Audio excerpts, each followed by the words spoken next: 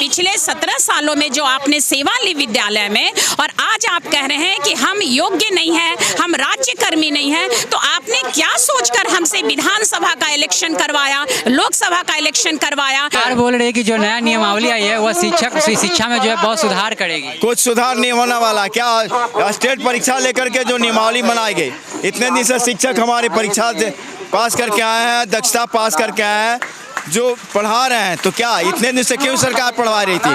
सरकार कहाँ सो रही थी उस समय? हम लोग भी 16 साल से नौकरी में हैं, तो हम लोग को राज्यकर्मी का दर्जा नहीं देकर जो नए बच्चे आ रहे हैं उन लोगों को राज्यकर्मी का दर्जा दिया जा रहा है। अगर हम अयोग्य हैं तो 16 वर्षों के बाद आपकी नींद खुली, और जो न्यू कमर आ रहे हैं, मतलब इन्होंने सीनियर जूनियर को एकदम पाटने का काम किया, इसलिए हमें भारी आक्रोश है। 17 साल से हमारे शिक्षकगण जो एकजुट होकर के कार्य किए, ईमानदारी से कार्य किए, जिसका परचम जो है पूरे भारत देश में लहरा रहा है। हर इंसान अपना काम का हक लेना चाहता है, और आप एक सिरे से नकार दे रहे हैं। भेदभावपूर्ण की राजनीति जो है बंद करे।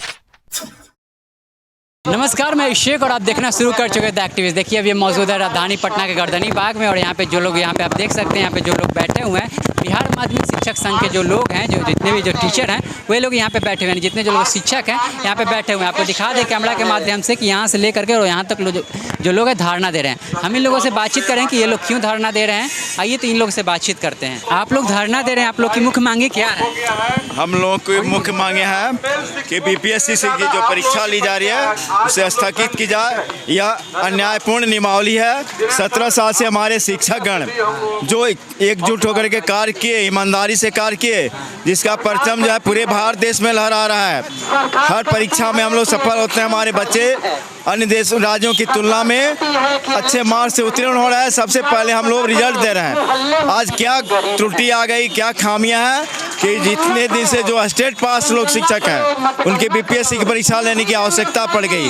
क्या ये इसी सरकार की बहाली की हुई है? इसी मुख्यमंत्री माननीय नीतीश कुमार जी का हम लोग बहाल किए हुए शिक्षक हैं। उनसे मैं विनती करता हूं कि इस नियमावली को यथाशीघ्र वापस करें, और यह शिक्षकों के साथ अन्याय है।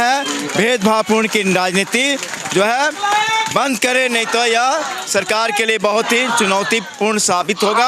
और हम सभी शिक्षक जो हैं इसके लिए एकजुट हैं। एकजुट होकर के इसका विरोध करने के लिए हम तत्पर हैं। जब तक यह नियमावली भंग नहीं होगा, सड़क से लेकर के सदन तक हम लोग इसका विरोध करेंगे, और सभी परीक्षा के लिए हम लोग तैयारी से भाग नहीं रहे। सरकार बोल रही है कि जो नया नियमावली आई है वह शिक्षा में जो है बहुत सुधार करेगी। कुछ सुधार नहीं होने वाला। क्या स्टेट परीक्षा लेकर के जो नियमावली बनाई गई, इतने दिन से शिक्षक हमारे परीक्षा से पास करके आए हैं, दक्षता पास करके आए हैं, जो पढ़ा रहे हैं, तो क्या इतने दिन से क्यों सरकार पढ़वा रही थी?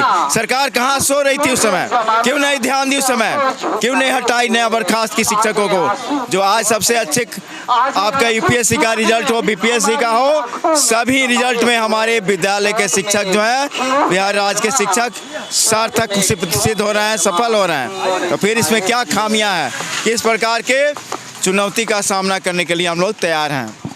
और लोगों से भी बातचीत करेंगे। यहाँ पे तैयारी है मैम आपको? क्या दिक्कतें आ रही है? जो नई नियमावली आई है उसके तहत हमें नए जो उनके पास हुए लोग हैं उनके साथ हमें कंपटीशन में कम्पीट करने के लिए कहा जा रहा है। यही सबसे बड़ी दिक्कत है। और 16 साल से हम लोग जो अपनी सेवा दिए हैं इस नौकरी में, उसको कोई तवज्जो नहीं दे रही है सरकार।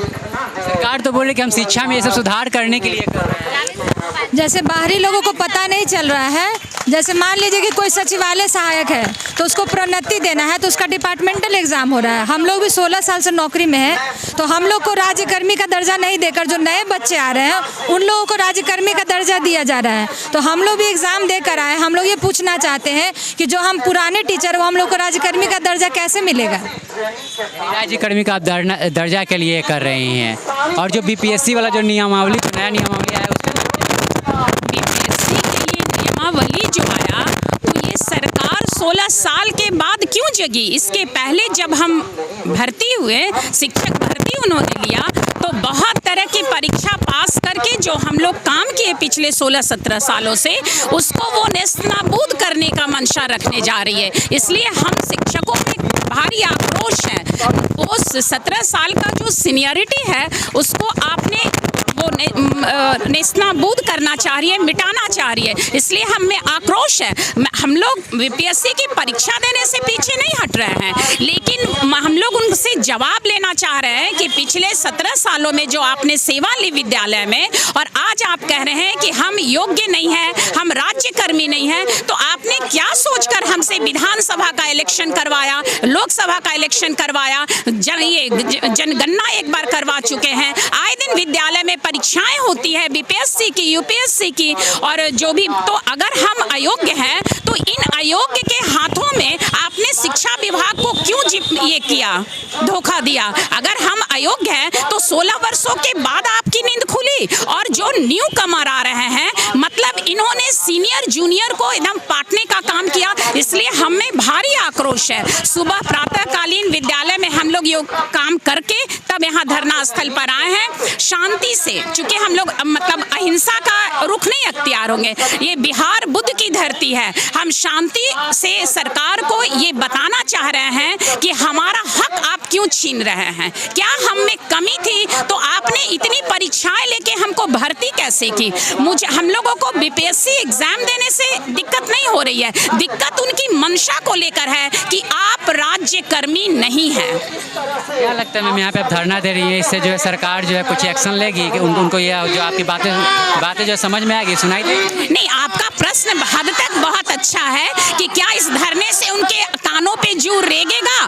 तो हम प्रजातंत्र में है ना, हम तो अब शिक्षक है, शिक्षकों का काम है पढ़ाना। मर्यादित ढंग से हम अपने आक्रोश को जताने का काम कर रहे हैं।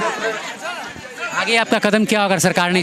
आगे हमारा माध्यमिक शिक्षक संघ का बैनर के तले जो निर्णय लिया जाएगा, मैं जो सोच रही हूँ, दूर तक देख रही हूँ, इतना भारी आक्रोश है लोगों में कि ये लगता है सड़क से सदन तक ये आवाज जाएगी, क्योंकि हर इंसान अपना काम का हक लेना चाहता है। और आप एक सिरे से नकार दे रहे हैं कि आप राज्यकर्मी नहीं हैं, तो क्या इसके पहले आपने इतनी परीक्षाएं क्यों ली?